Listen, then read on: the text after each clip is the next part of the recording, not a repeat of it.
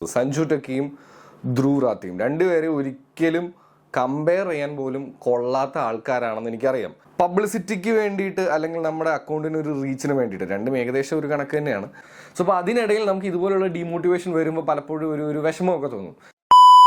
Hi guys, this is R G Andappan and you are listening to Andappan talkies. അപ്പോൾ എന്തായാലും പുതിയൊരു എപ്പിസോഡിലേക്ക് എല്ലാവർക്കും സ്വാഗതം.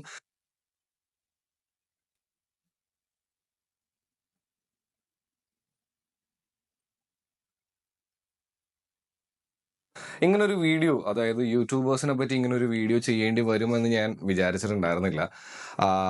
ഞാൻ കഴിഞ്ഞ കുറച്ച് നാളുകളായിട്ട് ഇങ്ങനെ ശ്രദ്ധിച്ചു കഴിഞ്ഞപ്പോൾ ഇങ്ങനൊരു വീഡിയോ ചെയ്യേണ്ടത് വളരെ അത്യാവശ്യമായി എന്ന് തോന്നി. അതുകൊണ്ടാണ് ഇങ്ങനെ ചെയ്യുന്നത്. സഞ്ജു ടെക്കിയും ധ്രുവ് റാത്തിയും രണ്ടുപേരെ ഒരിക്കലും കമ്പയർ ചെയ്യാൻ പോലും കൊള്ളാത്ത ആൾക്കാരാണെന്ന് എനിക്കറിയാം. പക്ഷെ ചില സമയങ്ങളിൽ നമുക്കറിയാലോ, ഇതുപോലുള്ള മാരക കമ്പാരിസൺ നമുക്ക് ചെയ്യേണ്ടതായിട്ട് വരും, അല്ലെങ്കിൽ നമ്മൾ അതിന് നിർബന്ധം, we are forced to do it. അതിനൊരു വലിയ റീസൺ എന്താണെന്ന് വെച്ച് കഴിഞ്ഞാൽ, സഞ്ജു ടെക്കിയെ കുറിച്ച് എനിക്ക് തോന്നുന്നു മലയാളം അറിയാവുന്ന ആൾക്കാരുടെ ഇടയിലേക്ക് കഴിഞ്ഞ കുറേ ദിവസങ്ങളിലായിട്ട് നല്ല രീതിയിൽ വൈറലായി വന്നിട്ടുള്ള ഒരു യൂട്യൂബർ തന്നെയാണ് സഞ്ജു ടെക്കി എന്ന് പറയുന്നത്. ഈ നേരത്തെ പറഞ്ഞതുപോലെ തന്നെ യൂട്യൂബിൽ വ്ളോഗിംഗ് ആണ് പൊതുവെ ചെയ്യാറുള്ളത്. ഇൻസ്റ്റഗ്രാമിലും ബാക്കി എല്ലായിടത്തും ഒരു ഇൻഫ്ലുവൻസർ അല്ലെങ്കിൽ ഒരു നേരായ ഭാഷയിൽ പറയുകയാണെന്നുണ്ടെങ്കിൽ ഒരു കണ്ടന്റ് ക്രിയേറ്റർ ആണ് അല്ലേ.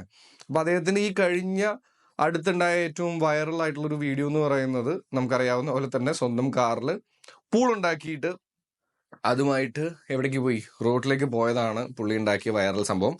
അത് കഴിഞ്ഞ് ഒരുപാട് പേര് വൈറലായി എന്ന് വേണമെന്ന് പറയാൻ. കാര്യം എന്താണെന്ന് വെച്ച് കഴിഞ്ഞാൽ നമുക്കറിയാവുന്ന പോലെ തന്നെ MVDയും ഹൈക്കോടതിയും ന്യൂസ് മീഡിയാസും എല്ലാം ഇതിനകത്ത് ഇൻവോൾവ് ആവേണ്ടതായിട്ട് വന്നു. ഒരുപാട് യൂട്യൂബേഴ്സ് ഇതിനെപ്പറ്റി റിവ്യൂ ചെയ്തു. പലർക്കും പലതരത്തിലുള്ള അഭിപ്രായങ്ങൾ ഉണ്ടായിരുന്നു. പക്ഷെ എന്നാലും ഞാൻ അതിനകത്ത് കേട്ട് വന്നിട്ടുണ്ടായിരുന്ന കുറച്ച് കാര്യങ്ങൾ കൊണ്ടാണ് ഞാൻ ധ്രുവ് റാത്തിയെയും അതുപോലെ തന്നെ ഈ പറയുന്ന പോലെ സഞ്ജു ടെക്കിയെയും കമ്പയർ ചെയ്തു പോയത് കേട്ടോ. സോ അതിന് ആദ്യം തന്നെ ഒരു സോറി പറയുന്നു. സോ ആസ് ഐ സെഡ്, ഇത് തന്നെയാണ് അതിനൊരു റീസൺ. പബ്ലിസിറ്റിക്ക് വേണ്ടിയിട്ട് അല്ലെങ്കിൽ നമ്മുടെ അക്കൗണ്ടിന് ഒരു റീച്ചിന് വേണ്ടിയിട്ട് രണ്ടും ഏകദേശം ഒരു കണക്ക് തന്നെയാണ്. ഒരു കണ്ടന്റ് ക്രിയേറ്റ് ചെയ്തൊരു കണ്ടന്റ് ക്രിയേറ്ററും, എന്നാൽ ഇന്ത്യക്ക് ആവശ്യമാണ് എന്ന് മനസ്സിലായി ഇന്ത്യൻ പൊളിറ്റിക്സിൽ അല്ലെങ്കിൽ നമ്മുടെ ഗവൺമെന്റിൽ ഉണ്ടാകുന്നതായിട്ടുള്ള പ്രശ്നങ്ങൾ സാധാരണ മനുഷ്യരിലേക്ക് എത്താൻ വേണ്ടി വീഡിയോ ചെയ്ത ഒരു കണ്ടന്റ് ക്രിയേറ്ററും. സോ അപ്പൊ എനിക്ക് തോന്നിയൊരു കാര്യം എന്താണെന്ന് വെച്ച് കഴിഞ്ഞാൽ, ഈ യൂട്യൂബിനെ പറ്റിയിട്ട് പലർക്കും പലതരത്തിലുള്ള അഭിപ്രായമുണ്ട്. ഇതൊക്കെ ഷോയ്ക്ക് വേണ്ടി മാത്രമുള്ളതല്ല. ഇപ്പൊ കണ്ടില്ല, സഞ്ജു ടെക്കി പോലെയുള്ളവരെല്ലാം ഇങ്ങനെയൊക്കെ ചെയ്യണം. സഞ്ജുവിനെ ഞാൻ 1% പോലും കുറ്റം പറയില്ല. ബിക്കോസ് അവനെ സംബന്ധിച്ചിടത്തോളം അത് അവൻ്റെ ഒരു ഇൻകമാണ്. അതിൽ ഏറ്റവും നല്ല രീതിയിൽ ചെയ്യാനുള്ള പുതിയ പുതിയ ഐഡിയാസ് കൊണ്ടുവരും. ചില സമയത്ത് നമ്മളത് ചെയ്യും, ഈ പറയുന്ന പോലെയുള്ള പണി ഉണ്ടാക്കും. അതൊരു തെറ്റായ മെസ്സേജ് ചിലപ്പോൾ കൊടുത്തു എന്നും വരും. എന്ന് പറഞ്ഞ് പുള്ളിക്ക് തിരുത്താനോ മാറി ചിന്തിക്കാനോ ഉള്ള ഒരു സ്പേസ് ഇല്ല എന്നൊന്നുമില്ല. അതൊക്കെ ചെയ്യാം. പുള്ളി ഇപ്പം ഈ പറയുന്നത് പോലെ തന്നെ മറ്റാരെയും കൊല്ലുവോ ഇതൊന്നും ചെയ്തിട്ടൊന്നുമല്ല. പുള്ളി ഈ പറയുന്ന പോലെ പുള്ളിക്ക് ഞാൻ നേരത്തെ പറഞ്ഞ പോലെ അക്കൗണ്ടിന് റീച്ച് അല്ലെങ്കിൽ ഒരു പബ്ലിസിറ്റിക്ക് വേണ്ടി ചെയ്തതാണ്. At the end of the day ഇത് ചെയ്തത് വേറൊന്നുമല്ല, ഈ പറയുന്ന പോലെ തന്നെ യൂട്യൂബിൽ റീച്ച് കിട്ടുക എന്നുള്ളത് ഒരു സംഭവം ഉള്ളതുകൊണ്ട് തന്നെയാണ് അല്ലേ. അപ്പൊ ഇതിനെ വെച്ച് പലരും നമ്മളുടെ അടുത്തും പറയും, അതുപോലെ തന്നെ പലരിടത്തും പറയുന്നതായിട്ട് ഞാൻ കേട്ടതുകൊണ്ടാണ് ഒരു വിധം യൂട്യൂബ് റിലേറ്റഡ് ആയിട്ടുള്ള ഈ ഒരു ഇഷ്യൂ കഴിഞ്ഞ് കഴിഞ്ഞിട്ടുള്ള ആർട്ടിക്കിൾസിലെല്ലാം യൂട്യൂബിനെ പുച്ഛിച്ചുകൊണ്ട് അല്ലെങ്കിൽ യൂട്യൂബേഴ്സിനെയൊക്കെ പുച്ഛിച്ചുകൊണ്ടുള്ള പലതരത്തിലുള്ള മലയാളത്തിലുള്ള ആർട്ടിക്കിളും കണ്ടു. അപ്പം ഞാൻ വിചാരിച്ചു അതൊന്നും ഇത് സംസാരിക്കേണ്ട ഒരു വിഷയമാണെന്നുള്ളത്. എന്നാൽ ശരിയാണ്, ഇതുപോലുള്ള ആൾക്കാരുണ്ട്. എന്നാൽ ഇതുപോലെ അല്ലാതെ ധ്രുവിനെ പോലെ ഇന്ത്യൻ പൊളിറ്റിക്സിൽ ഈ എലക്ഷനിൽ വലിയ ഇമ്പാക്ട് ഉണ്ടാക്കിയിട്ടുള്ള ഒരുപാട് യൂട്യൂബേഴ്സും ഉണ്ട്.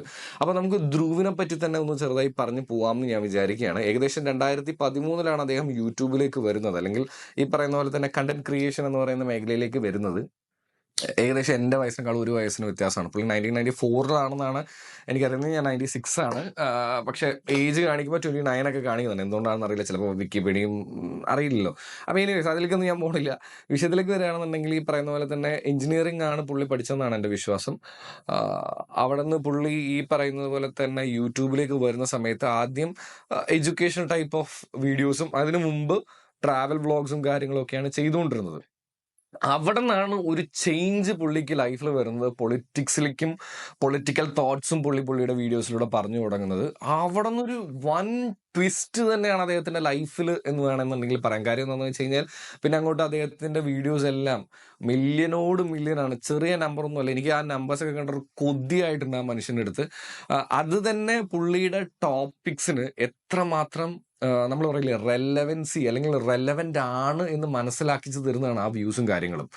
അപ്പോൾ ഒരു സമയത്ത് നമ്മുടെ ഗവൺമെൻറ്, ഇന്ത്യൻ ഗവൺമെൻറ് ചെയ്തിട്ടുള്ള പല കാര്യങ്ങളും, ചെയ്യുന്ന പല കാര്യങ്ങളും, അല്ലെങ്കിൽ ഈ പറയുന്ന പോലെ തന്നെ ഒരു പാർട്ടിക്ക് അവരുടേതായിട്ടുള്ള അജണ്ടകൾ, ഇതെല്ലാം ബ്രേക്ക് ചെയ്യാനായിട്ട് ധ്രുവിന് സാധിച്ചു എന്നുള്ളതാണ്. ആൻഡ് പലരും, ഞാൻ ഈ ട്വിറ്ററൊക്കെ ഫോളോ ചെയ്യുന്ന പലരും thank you to this one man army എന്നൊക്കെ പറഞ്ഞ് പല സാധനങ്ങൾ ഇടുന്നുണ്ടായിരുന്നു. ഇന്നിപ്പോൾ ഇന്ത്യൻ അലയൻസ് ഇത്രമാത്രം ആഘോഷിക്കുന്നുണ്ടെങ്കിൽ അതിനൊരു പ്രധാന കാരണം ധ്രുവ് ആണെന്നുള്ള സാധനമൊക്കെ ഇടുന്നുണ്ട്. പക്ഷെ ഞാൻ അത് പൂർണ്ണമായിട്ടും ഞാൻ അതിനോട് യോജിക്കുന്നില്ല. യെസ്, ധ്രുവ് എന്ന് പറയുന്ന ഒരാൾ കാണിച്ചു തന്നിട്ടുള്ള കുറച്ച് കാര്യങ്ങളുണ്ട്. ഞാൻ നേരത്തെ പറഞ്ഞതുപോലെ തന്നെ യൂട്യൂബ് എന്ന ചാനൽ യൂസ് ചെയ്തുകൊണ്ട് നമുക്ക് നമ്മുടെ സൊസൈറ്റിയിൽ വലിയൊരു ചേഞ്ച് ഉണ്ടാക്കാനായിട്ട് പറ്റും എന്നുള്ളതാണ്.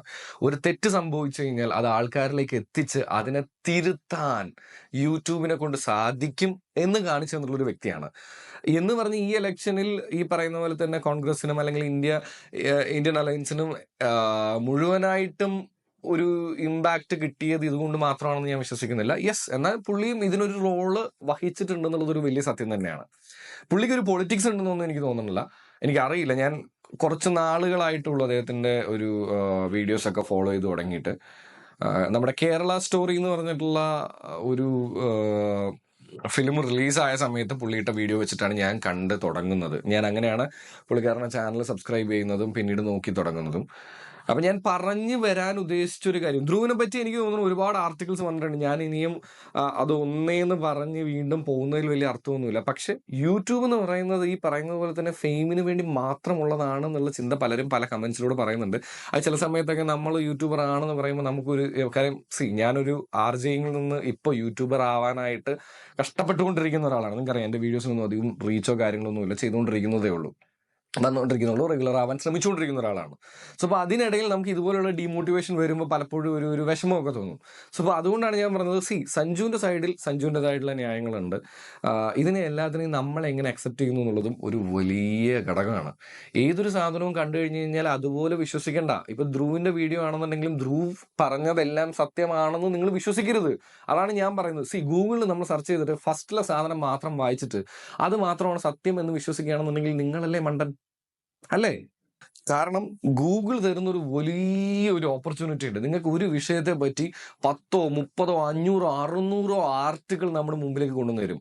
അത് പലതും ക്രോസ് ചെക്ക് ചെയ്യാതെ ഒരു ഇതിൽ മാത്രം വിശ്വസിക്കുന്നത് നമ്മുടെ മാത്രം ലിമിറ്റഡ് ബുദ്ധിയുടെ പ്രശ്നമാണെന്ന് ഞാൻ പറയുകയാണ്.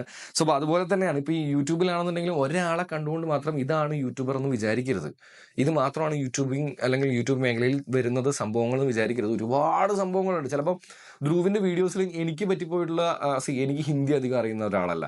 പുള്ളി ഇത് അവിടെ കാണുന്ന ഓരോ ഇന്ത്യനും അല്ലെങ്കിൽ അവിടെ കാണുന്ന അതായത് അദ്ദേഹത്തിന്റെ റീജിയൻ, അദ്ദേഹം ഏത് റീജിയനിലാണ് ഇത് കൂടുതൽ അറിയണം എന്ന് ആഗ്രഹിച്ചത് ആ സ്ഥലത്തേക്ക് ഇത് എത്തിക്കാൻ വേണ്ടിയിട്ടാണ് ഇത് ചെയ്തത്, ഹിന്ദിയിൽ സംസാരിക്കുന്നത്.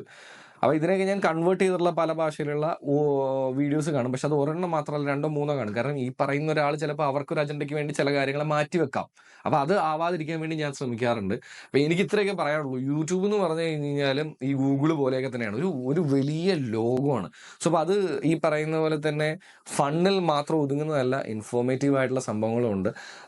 സോ ധ്രുവ് പറഞ്ഞിട്ടുള്ള അദ്ദേഹത്തിൻ്റെ ഒരു ട്വിറ്റർ പോസ്റ്റിനെ വെച്ചുകൊണ്ട് തന്നെ ഞാൻ വീണ്ടും പറയാണ്, അത് നമ്മുടെ ഷാറൂഖ് ഖാൻ്റെ ഡയലോഗും കൂടെയാണ്. Never under estimate the power of A common man എന്നാണ് ധ്രുവ് പറഞ്ഞത്. പക്ഷെ അതേപോലെ തന്നെ അതിന് ഞാൻ ചേർത്ത് പറയാണ്, never under estimate the power of A content creator. കാരണം വലിയ മിറാക്കിൾസ് കണ്ടന്റ് ക്രിയേറ്റേഴ്സിന് നമ്മുടെ ലോകത്ത് നമ്മുടെ ചുറ്റുപാടും ഉണ്ടാക്കാൻ സാധിക്കുമെന്ന് കാണിച്ച് തന്ന ദിവസങ്ങളാണിത്. So guys, please do subscribe my channel and I think I can make a difference.